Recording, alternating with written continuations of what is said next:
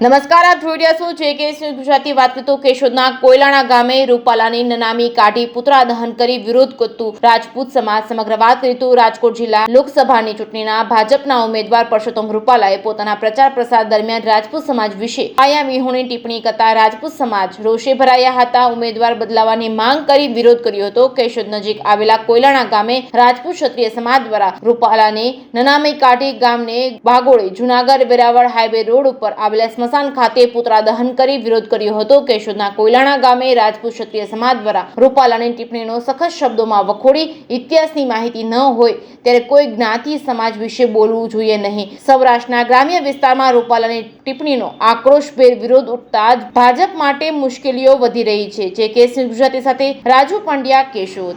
મારું નામ નરેન્દ્રસિંહ રાયજાદા છે, રહેવાસી કોયલાણા।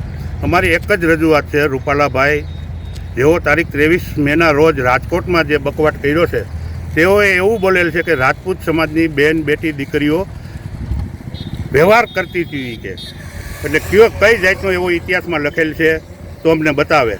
અને અમે આજરોજ સવારના 9:30 થી 11 વાગ્યા સુધી કોયલાણા ગામમાં રાજપૂત સમાજ તરફથી એક આયોજન કરવામાં આવેલ હતું પુતળા દહનનું।